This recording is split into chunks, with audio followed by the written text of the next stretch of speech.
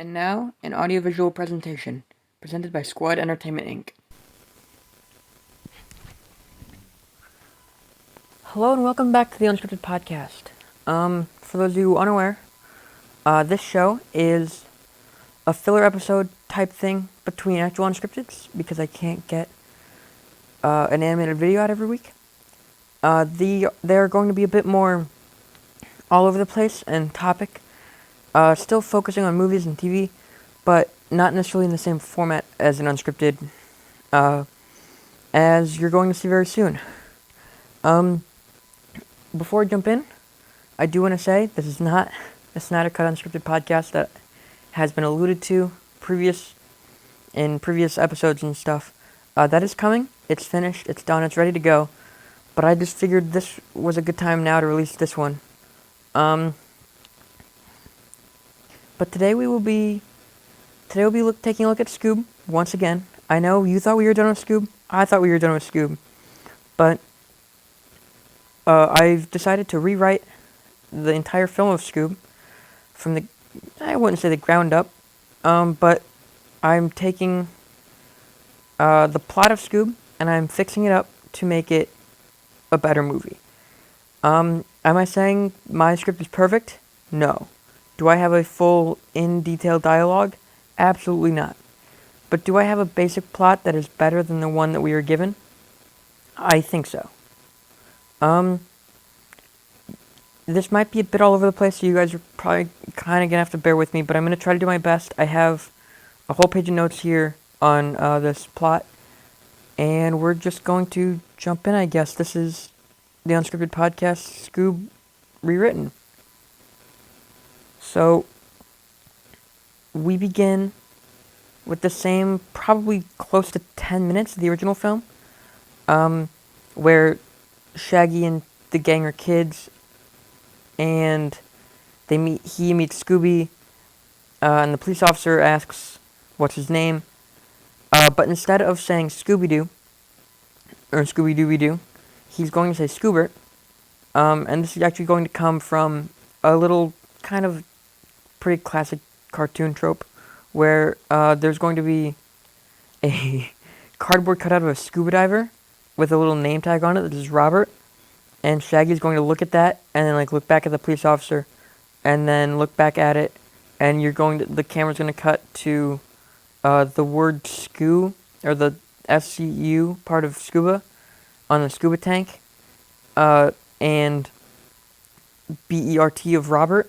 and Shaggy's going to look back at the police officer and say Scoobert, and then after this whole interaction is done between the police officer and Shaggy, Scooby is going to say he doesn't really like that name, and he's going to go by Scooby, or something along those lines. And this fixes a couple, small issues I had with the movie right away, which is they don't reference Scoobert, and Scooby snacks are a human treat, because now you don't need to have that. And then the rest of this 10 minutes is going to be the same. We're going to remove the line where Scooby says he's never going to take off his collar, because that's not really important to this script. And instead of having TVs and iPhones and stuff, oh god. Instead of having TVs and iPhones and stuff, they're not going to have modern technology. And instead, what the gang is going to come across in the Haunted Mansion is just going to be loads of stolen money. And this is just to give it a sense of time is passing and not just there's current technology in both the past and 15 years in the future. But anyway, other than that, the entire 10 minutes are going to be the same. Shaggy and Scooby become friends, they go trick-or-treating, they lose their candy, and Fred, Daphne, and Velma help them get it back and form the mystery gang. Cut to about 15 years later. I don't know if there's going to be an actual specified time, kind of like in Scooby-Doo, but they're all grown up now. And similar to the actual Scoob movie, the Mystery Incorporated gang is still trying to solve mysteries, but they don't really have the money to do so. So they're looking for investors, specifically Fred. And Fred brings in two big investors that he thinks could help get the company back on their feet. The first investor is Gordon Ramsay, um, celebrity, and he's going to come in and talk about how he has all this money he doesn't know what to do with, so he's looking to invest. And he's going to watch Shaggy eat a Scooby snack, comment on how that is odd, but then try one, and claim that the Scooby snack is the best thing he's ever tasted. And then... Sorry, I just blanked real quick. I don't know why. And then he's going to mock the restaurant they're at, the little, like, sandwich shop, and then walk out, but say he is interested in investing if the Mystery Gang wants to let him, and Fred says they'll get back to him. And then in comes the next investor, which is Simon Cowell, just like in the actual movie. Simon will then call Shaggy and Scooby's friendship not important to the team, and the two will storm out like they do in the film. And here's where our paths really diverge for the first time, was instead of storming out to a bowling alley, they're going to storm out to a nice restaurant. Because what do Scooby and Shaggy do when they aren't feeling great about themselves? They eat away their problems. So they go to a restaurant and they order their food, and just as their food arrives to their table, a ghost appears, and everyone runs out of the building. And it's revealed to us, the audience, that this is the third restaurant haunting this week. And so the gang reunites and talks about how they have to stop this restaurant ghost. So the next day, at sometime during midday, the gang meets in Shaggy's basement, which is an important detail for a couple reasons. A, to show just how broke the Mystery Incorporated gang is, but also to as a small joke, because, you know, kids get a laugh out of what you would assume to be a grown adult living in his mom's basement still, even though it's kind of normal and, you know. Anyway, so they meet in Shaggy's basement, and they start developing a plan to catch the restaurant ghost. And Fred, Daphne, and Velma believe that they should start investigating some of the restaurant owners that haven't been hit yet. So they split up. Daphne and Fred go to investigate a restaurant owner named Reed Herring, who he hasn't been hit yet, and also his restaurant's kind of struggling to stay afloat.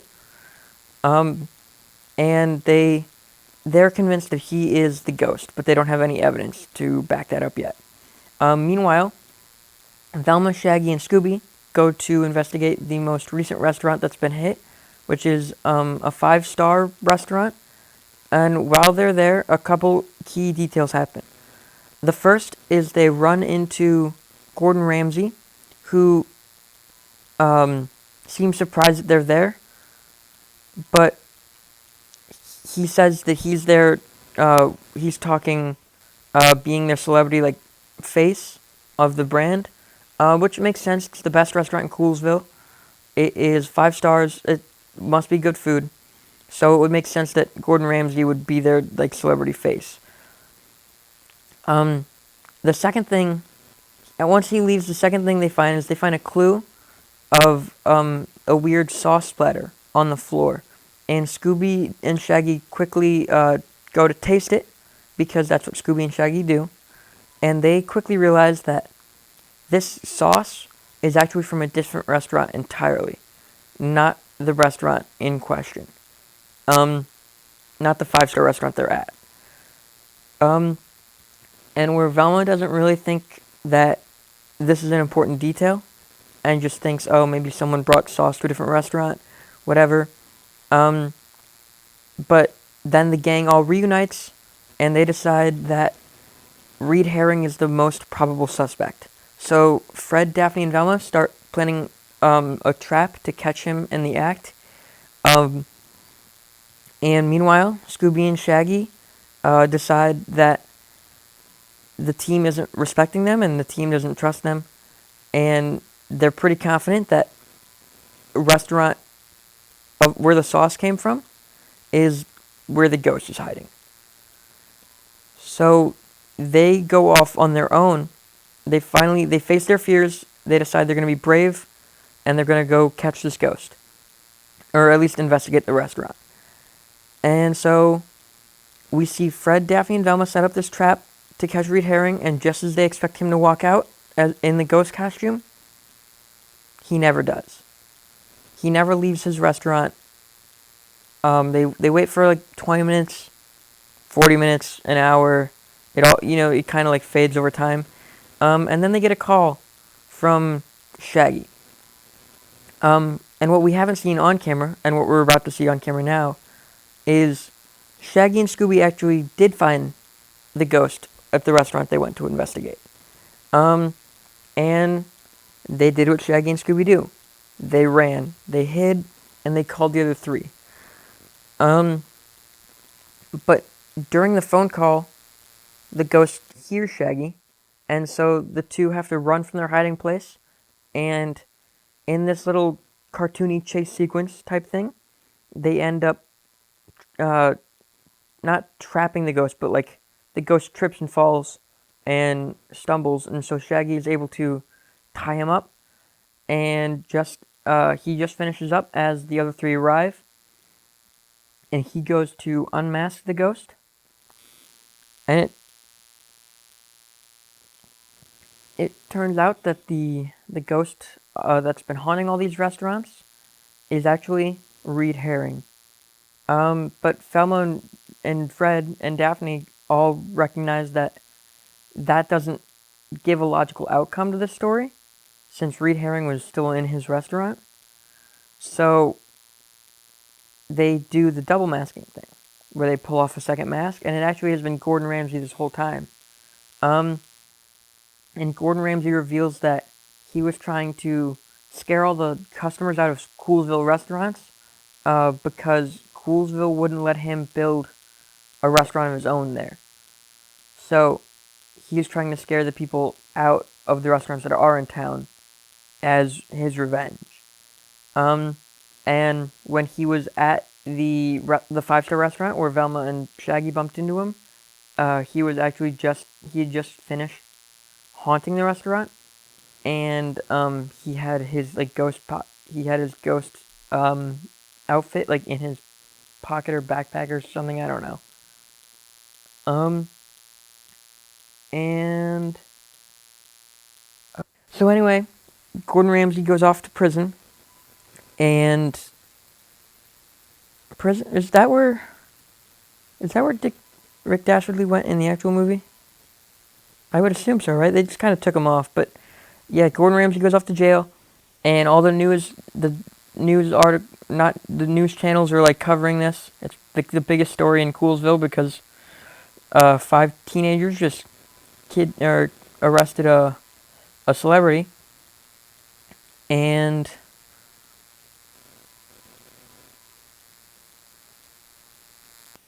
so then the gang finally is able to open up their own little shop and support themselves, and we get to see a little montage of Shaggy moving out and Fred getting to repair the van. And it seems like a happy ending for everyone. And credits roll, and just as you think the movie's over, we have one small post-credit scene, and it's Reed Herring. But Reed Herring is in like the kitchen of his restaurant, and he pulls off a mask, and it turns out he's the Blue Falcon. And then Dynamite peeks his head from around the corner before his body slowly like slinks behind him, and Dynamite goes, "What are you doing?" And Blue Falcon just responds with, "I think it's time we came out of retirement." And that's it. So it's slowly building up this Scoob cinematic universe, this Hanna-Barbera universe, without forcing any of these characters, really. And then it allows these movies to be all connected, but I don't necessarily think that means you necessarily have to have a Blue Falcon Scoob overlap. But you could. It's always a possibility. And so I think this builds on the actual movie in a couple ways. A, it's a Scooby-Doo mystery. There's a bad guy, there's an unmasking, uh, and it allows all these characters to be in their typical iconic roles. Fred gets to build a trap, he gets to split up the gang, Velma gets to solve at least part of the mystery. Daphne might get to be bait, I don't know exactly, during the trap sequence when they're trying to catch Red Herring, or possibly just she's the people person in the group. And Shaggy and Scooby get to still be in the spotlight and still have this whole lesson about trust and how the others should trust them and learn to trust them more. But it feels a bit more natural, and it doesn't feel like I said in the Unskripted, I think, maybe, it does feel a little bit out of place that the whole, like, friendship subplot is just kind of like, this doesn't really seem like how Shaggy would act. But this makes a bit more sense for the characters, and it helps establish this world a bit more, and it, first and foremost, is its own movie before trying to set up this big universe, which is a problem a lot of these cinematic universes have, is they just try building everything up too quickly. But other than that, it still keeps you on your toes. It keeps you guessing on who the villain or the ghost is, even though it's also a little bit obvious necessarily if you're not a child, because Red Herring is obviously pretty close to Red Herring. But, you know, it's a kid's movie. It's a mystery movie. It's not, if you're an adult, maybe it should probably be easier to solve.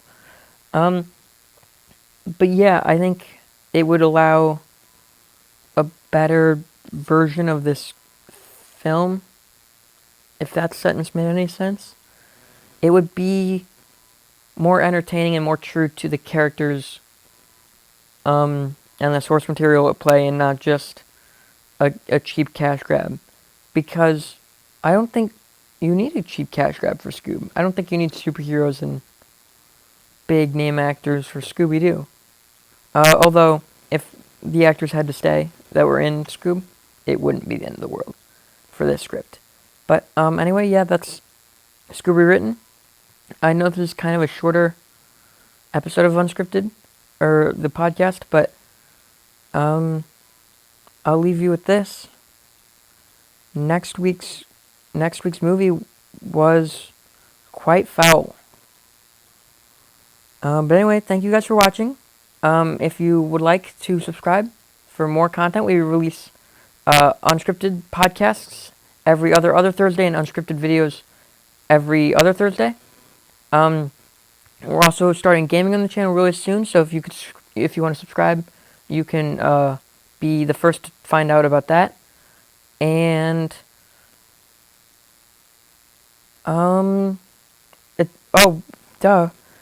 we also, me and Jack, also have a comic series or company called X's Comics, and you can follow us at X's Comics on Instagram and Twitter, and at X's Comics Official on DeviantArt. We put a lot more effort into the writing of the story and the illustrations on those than we do on these. So if you want a little bit of an interesting superhero tale, you could always check us out there. Everything's free, so you might as well. You're not wasting any money. But if not, then leave a comment below on what you want to see future episodes of Unskripted or the podcast on, and we will see you in the next episode. But thanks for watching, and bye. After the first couple episodes of Unskripted, we quickly realized I wasn't resonating with audiences. So we're going to need a new leading man. Obviously, as director, producer, editor, creator, former star, writer, I wasn't about to walk away that easily. And I truly believe that my voice is heart and soul of this show. Because if you replace me, you just have some random person talking about some random movie. So we decided to do auditions for Body Double. Someone who looks enough like me where we could edit my voice onto their body, but not too much like me where they're too boring to look at. So here's some of the auditions we got. This thing working? This guy needs a brand new brain.